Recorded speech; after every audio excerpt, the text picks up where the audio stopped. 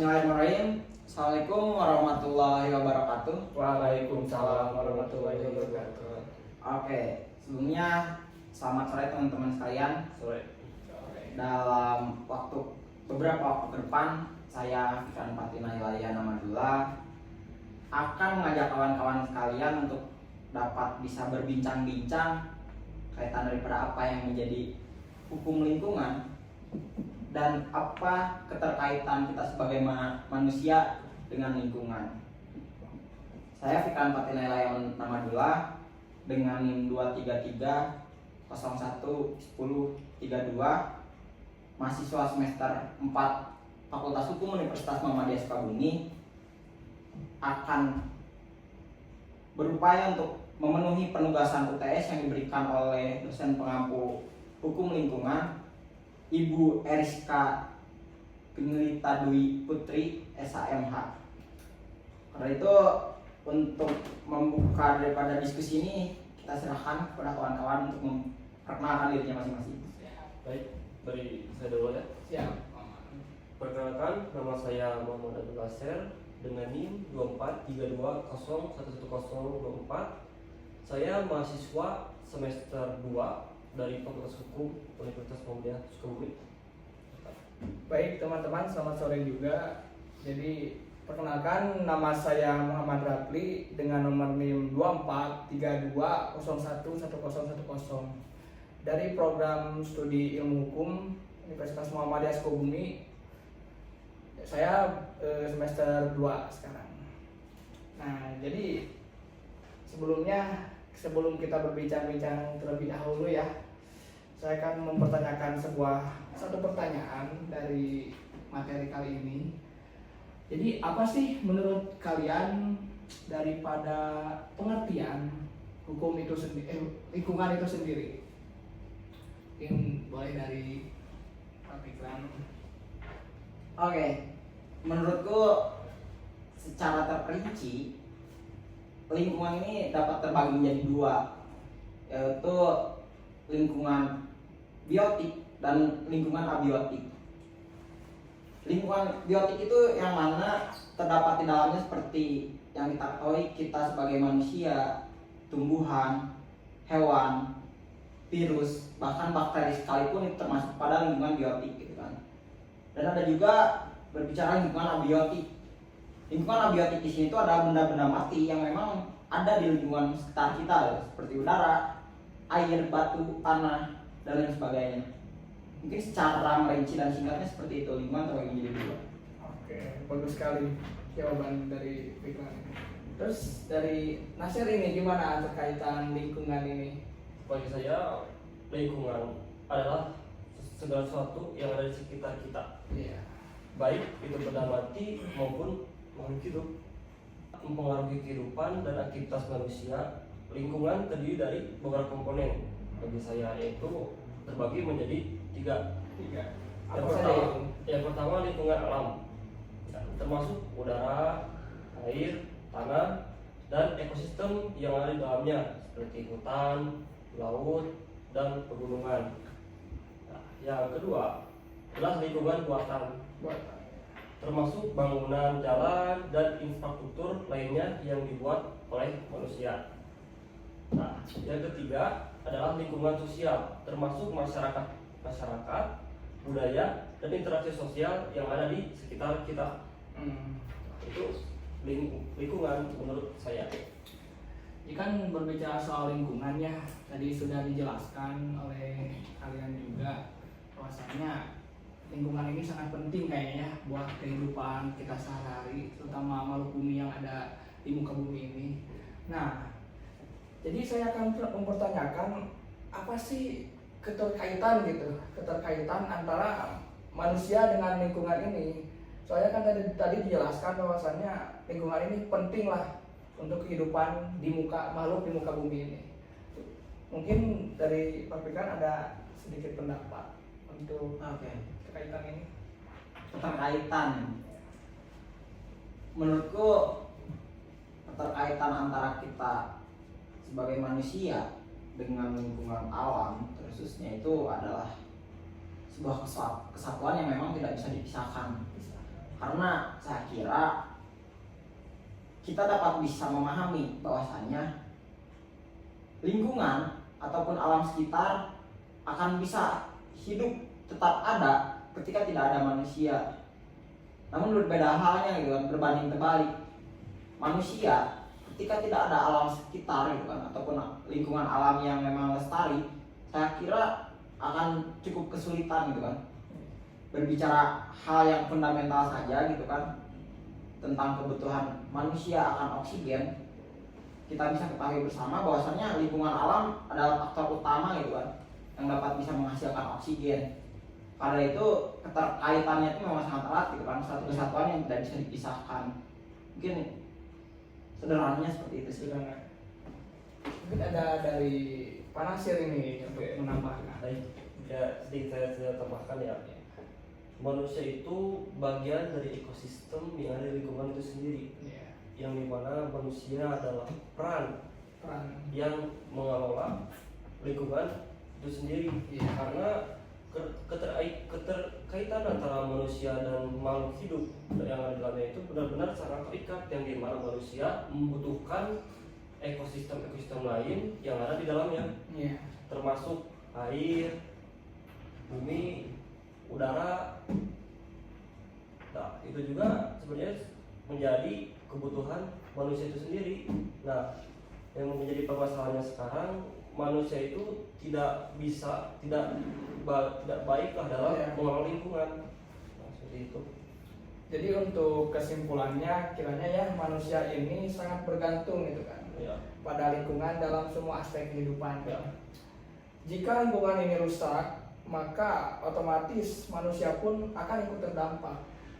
Yang dimana kan karena itu menjaga alam berarti menjaga kehidupan kita sendiri, betul ya?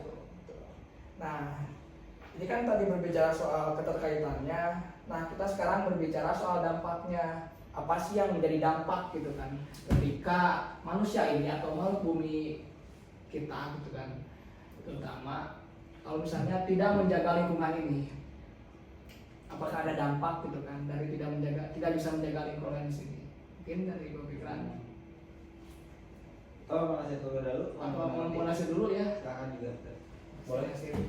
Mungkin saya akan berikan satu contoh saja ya, dampak dari kerusakan lingkungan ya. Satu saja ya, sebagai contoh yaitu dari pembuangan sampah yang sembarangan dan minimnya peran pemerintah dalam pengelolaan sampah di kota kita, khususnya kota Sukabumi ini. Iya, betul. Jadi permasalahan terkait dengan pengelolaan sampah atau sampah yang ada dalam kota Sukabumi itu sebenarnya banyak, Pak. Kita bicara saja tentang tempat pembuangan sampah misalnya ya, yang dimana tempat pembuangan sampah ini berada di sisi jalan. Nah, jadi sebenarnya itu juga menjadikan kita sebagai pengguna jalan dan sekaligus pengendara kendaraan juga terganggu dengan adanya tempat sampah yang berada pas di pinggir jalan tersebut. Betul sih. Nah, yang dimana itu juga bakal berdampak pada kesehatan kita karena udara yang disebabkan oleh sampah itu menyengat bau dan sudah terindikasi adanya banyak bakteri dalam juga yang dapat menyebabkan kesehatan kita sebagai manusia menurun karena yaitu kelalaian pemerintah tadi dalam pengelolaan sampah tadi. Nah, menurut saya dari situ dan ada juga nih dari saya rekomendasi ya buat Pak Wali Kota gitu, buat pemerintah ya, buat pemerintah, yang dimana saya menyarankan kepada pemerintah untuk membuat aturan atau regulasi khusus terkait dengan seseorang yang membuang sampah sembarangan. Jadi dibuatnya aturan ini bertujuan untuk menertibkan masyarakat untuk membuang sampah kepada tempatnya yang dimana jika setiap orang yang ada di Sukabumi membuang sampah pada tempatnya, otomatis di kota kita tercinta ini bakal bersih dan sehat dari yang namanya sampah, dari bau dan pemandangannya akan bersih. Nah, mungkin saya akan berikan saran saja ya kepada pemerintah terkait dengan aturan yang mungkin boleh diadaptasi atau boleh diadopsi oleh pemerintah ya, yaitu setiap orang yang dengan sengaja membuang sampah sembarangan atau membuang sampah bukan pada tempatnya dipidana dengan pidana penjara paling maksimal 5 tahun. 5 tahun ya Pak? Wah. Ya, atau pidana denda kategori 2 atau 3. 2. Berapa itu Pak? Kira-kiranya Sekitar ratusan juta. ratusan juta. Yang dimana dengan aturan-aturan yang ketat ini bisa menekan manusia-manusia yang ada di dalam agar membuang sampah pada tempatnya. Jadi kita menekan upaya itu dalam hukum. Iya. Karena yang kita tahu sendiri bahwa masyarakat kita sangat minim sekali ya terkait dengan edukasi sampah ini ya, dengan ya lingkungan ini. Jadi secara terpaksa karena literasi di masyarakat kita kurang dan edukasinya kurang dalam menjaga kelestarian lingkungan, otomatis kita harus membuat aturan khusus yang dapat memaksa dan mengikat mereka untuk mematuhi atau melestarikan lingkungan. Ya. Oh, jadi menurut Pak Nasir ini peran pemerintah itu sangat penting ya dalam menjaga lingkungan ini. Ya. Karena menurut saya manusia, masyarakat dan pemerintah harus benar-benar bersinergi, harus benar-benar selaras dalam melaksanakan seluruh aturan yang ada di lingkungan tersebut. Karena tidak bisa hanya salah satu doang yang berjalan, tetap kita harus bersama-sama menjalankan ya aturan tersebut. Sangat bagus sekali, saya juga sangat sepakat nih ya buat para penonton ini di rumah. Nah sekarang dari Pak Fikran ini Menarik banget. Jadi merekomendasikan ya Nasir. ya Cocok. ya sebagai Nanti kita perlu bikinkan satu artikel karya tulis ilmiah untuk pada akhirnya menjadi satu referensi lah, Iya. supaya pada pemerintahan daerah khususnya bisa mengeluarkan kebijakan. Tapi bagi saya pribadi melihat daripada apa yang menjadi satu permasalahan, sebenarnya kompleksitas juga gitu Iya. bicara lingkungan. Tadi yang telah paparkan Saudara Nasir pun itu kan di dalam ruang lingkup kecil gitu kan, lingkungan masyarakat sekitar dan terusnya. Mungkin bukti empirisnya adalah Kota Sukabumi mungkin ya Pak Nasir. Sebenarnya memang sepakat peran daripada sekarang pemerintahan daerah itu memiliki suatu kewenangan lebih lah kebanding daripada kita sebagai masyarakat yang perlu menyadari dan memahami bagaimana pentingnya menjaga kelestarian lingkungan gitu. Tapi saya sepakatnya tuh karena secara gamblang ataupun secara nyata negara ini memiliki suatu infrastruktur gitu kan, memiliki suatu kelengkapan untuk dapat bisa mengelola dan juga mengeluarkan suatu kebijakan untuk pada akhirnya menjadi suatu pedoman bersama gitu kan bagi masyarakatnya. Di ruang lingkup terkecil saja telah kita saksikan bersama bahwasanya negara kita ini belum bijak gitu kan dalam menangani persoalan lingkungan. Tetapi jauh daripada di luar itu gitu kan. Sebenarnya yang lebih mematikan selain daripada masyarakat yang tidak sadar akan kelalaiannya dalam membuang sampah sembarangan, saya di sini melihat bahwasanya negara pun ternyata tidak bijak gitu kan dalam melakukan suatu kebijakan ataupun yang melakukan suatu proyek-proyek strategi nasionalnya gitu kan yang digadang-gadang untuk kesejahteraan masyarakatnya. Ternyata saya kira itu jauh daripada kata mensejahterakan masyarakat. betul. Bisa kita lihat sendiri dari beberapa kejadian yang nyata terjadi di kota-kota di luar daripada Pulau Jawa. Kita bisa menyaksikan bersama bagaimana pembabaran hutan terjadi gitu kan, yang didasari oleh proyek-proyek strategis nasional. Saya kira hal itu memang seharusnya menjadi suatu pertimbangan yang matang.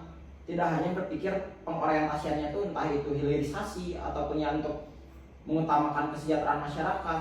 Karena bukti konkretnya saja kita telah saksikan di Papua sana tambang emas yang digadang-gadang salah satu terbesar di dunia. Kita kan bisa melihat kerusakan lingkungannya seperti apa gitu. Peran pemerintah di situ bagaimana dan mana gitu kan dampak nyatanya terhadap masyarakat. Apakah masyarakat Papua di sana bisa sejahtera? Kan seperti itu. Itu ruang lingkup yang bisa kita saksikan secara nyata lah gitu. Jadi memang pada akhirnya ketika di sini kita ada suatu permasalahan di dalam ruang lingkup terkecil di masyarakat kaitan daripada sampah ataupun sampah rumah tangga gitu kan. Iya. Ternyata sampah terbesar daripada masyarakat itu adalah negara gitu. Negara, ya betul. Karena negara sendiri yang mencemari lingkungan kita, negara sendiri yang merusak alam kita gitu kan.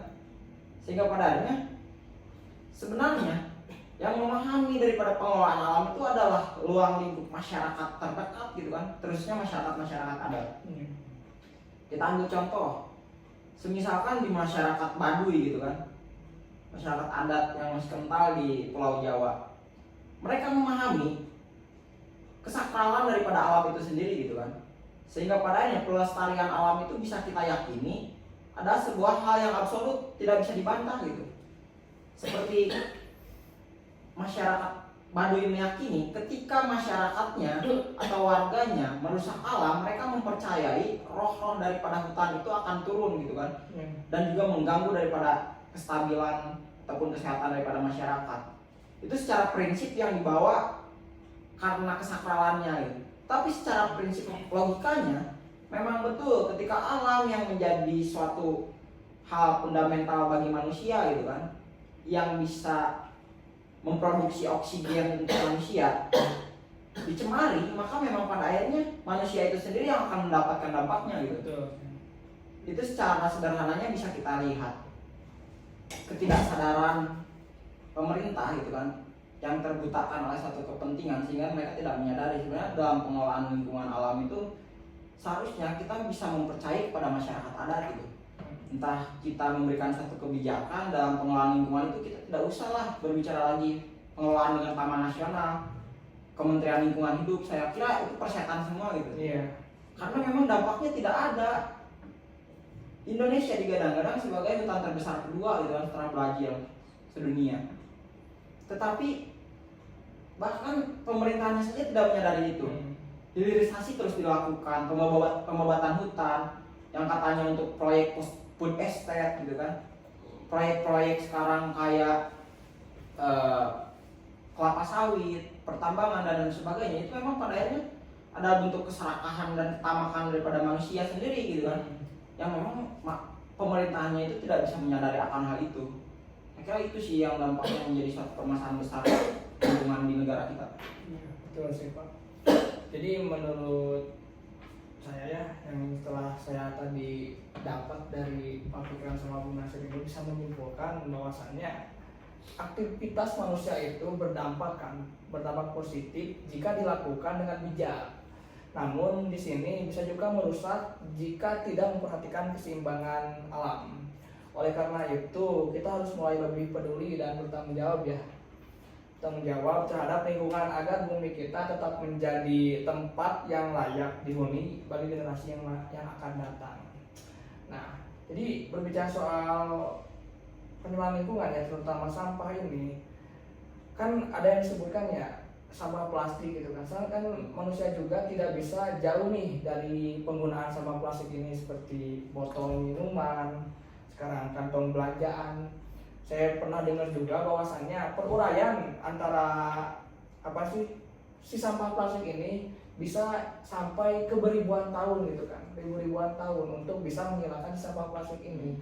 Nah, untuk supaya saya juga bisa tahu nih, mungkin dari kalian ada gak yang menjadi gagasan gitu, orientasi dari kalian tentang permasalahan sampah plastik ini gitu, ataukah sampah plastik ini bisa dikurangi dengan bagaimana gitu pengurangannya, atau bagaimana itu? Mungkin dari Pak Nasir kiranya tentang terkait sampah plastik ini gimana? Menurut saya memang benar kata Bu Rapli tadi, manusia tidak bisa jauh dalam penggunaan sampah plastik ini ya, karena adanya sampah plastik itu untuk membuat praktis ya. Jadi kita tuh misal mau beli sesuatu dan menggunakan kantong, lalu kantong itu langsung dibuang. Kita tidak perlu mencuci atau kemana saja gitu. Nah, kan gitu aja. Iya, mungkin sesederhana itu ya. Sederhana sih. Mungkin dari Pak Fikran ini, wah ini yang kita tunggu-tunggu nih. Waduh. Ngobrolin sama plastik ya. Iya. Ya, memang lagi-lagi saya kira hal yang fundamentalnya itu pemerintah. karena landasannya tadi gitu, pemerintah itu memiliki suatu infrastruktur yang lengkap gitu kan. Iya. Berbicara mau membawa kemana gitu kan negara kita, mau dibawa kemana kesejahteraan masyarakatnya, dan mau dibawa kemana upaya pelestarian alamnya gitu. Kita coba merujuk ataupun melihat terlebih dahulu kepada yang digadang-gadang negara terbersih di dunia gitu kan. Iya. Denmark, di sana kan pada akhirnya pemerintahannya itu bisa sebijak mungkin dalam pengelolaan sampah, hingga pada akhirnya bisa kita saksikan bersama di platform-platform media suatu komunitas yang memang sedang gembor-gembornya beberapa tahun kebelakang ini meng-up kaitan daripada isu-isu lingkungan gitu. Seperti Pandawara. Iya. Pandawara sendiri kan memang padanya bisa melakukan suatu kegiatan-kegiatannya karena mereka melakukan studi banding terlebih dahulu ke negara Denmark gitu kan.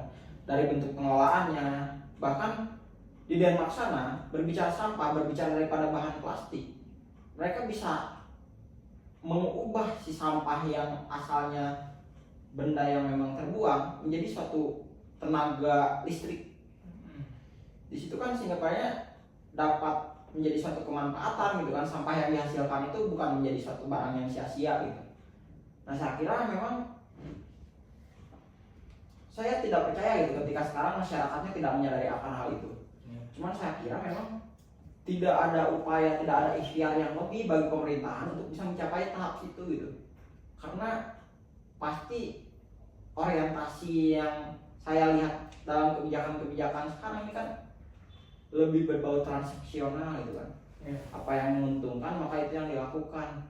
Karena mau tidak mau kan ya dalam mereka menjabat posisi-posisinya saja gitu kan, mereka harus mengeluarkan ongkos yang tidak murah, sehingga padanya mungkin dampak daripada kebijakannya pun apa yang dapat bisa menghasilkan kembali bagi mereka gitu, bukan apa yang dapat menghasilkan kesejahteraan bagi rakyatnya.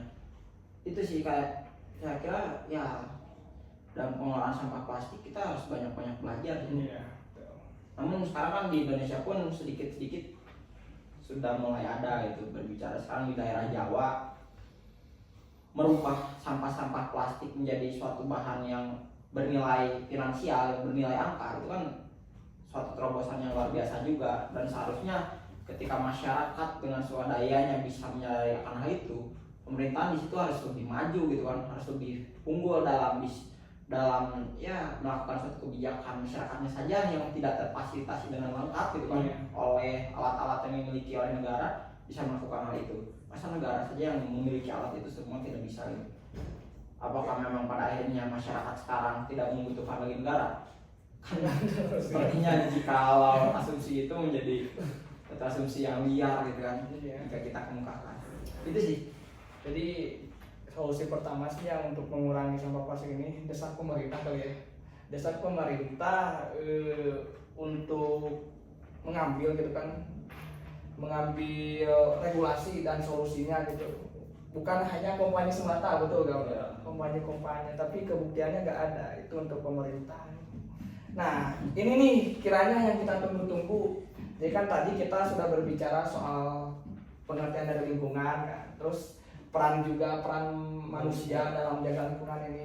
Mungkin ini nih yang ditunggu-tunggu sama penonton di rumah, tentang solusi yang baik ini Pak. Solusi yang baik untuk menjaga lingkungan tuh kayak gimana gitu, yang baiknya kayak gimana. Mungkin dari Bung Nasir ini kiranya. Sebenarnya menjaga lingkungan atau melestarikan lingkungan itu harus dimulai dari diri kita sendiri. Dari hal-hal yang kecil yang mungkin mereka anggap itu sepele dan tidak berguna, tetapi sebenarnya itu sangat berdampak besar bagi kita sendiri, bagi diri kita sendiri dan lingkungan yang ada di sekitar kita. Contohnya saja seperti membuang sampah ke tempatnya. Nah itu juga sebenarnya berdampak besar bagi lingkungan dan diri kita sendiri. Nah jadi sebenarnya ya jika kita berbicara dengan bagaimana solusi kita untuk menjaga dan melestarikan lingkungan, itu dimulai dari diri kita sendiri. Dan juga harus ada dukungan dan fasilitas yang diberikan oleh pemerintah kepada kita untuk menjaga dan mengelola lingkungan. Nah, apalagi di kota Sukabumi ini terlalu banyak bangunan dan Ya, juga bangunan sih. banyak juga kendaraan yang dimana kendaraan ini yang dapat menyebabkan polusi udara Polusi, ya. yang dapat berpengaruh terhadap pernapasan, ya kesehatan diri kita sendiri. Dengan dibuatnya suatu daerah khusus, ya hutan lindung, hutan yang dilindungi, itu bisa menjadi perlawanan terhadap asap polusi. Asap polusi, betul. Ya benar, karena kita lihat saja di lingkungan di sini tuh banyak kan bangunan, gedung-gedung, dan kendaraan-kendaraan yang lewat saja banyak. Sedangkan tanaman, pepohonan di kota ini sangat sedikit, jadi tidak seimbang lah. Sudah populasinya banyak, sampahnya banyak, tetapi dampak positif dari mengelola atau membuat pohonnya juga tidak ada. Jadi ada juga ketergantungan dari pemanasan global gitu ya Pak. Iya. Ada keterkaitan juga ya. Nah iya, itu juga sebenarnya salah satunya ya. Sebenarnya banyak lagi sih pemerintah jika ingin benar-benar ingin mendukung ya melestarikan lingkungan ini, sebenarnya banyak juga, karena pemerintah kan penguasa, dia punya semuanya yang ada. Mantap. Kayak Solusinya Pak. Solusi ya. Kompleks juga sebenarnya. Tapi saya kira setiap solusi daripada apa yang menjadi permasalahan yang ada gitu kan, baik itu lingkungan, sosial, politik, ekonomi, budaya dan sebagainya, yang paling fundamental bagi saya itu adalah pendidikan. Karena memang saya kira terjadi suatu permasalahan tentang ketidakbijaksanaan yang kita dalam pengelolaan sampah ataupun yang pencemaran lingkungan, itu semua terjadi atas ketidaktahuan kita gitu kan. Betul sekali Pak.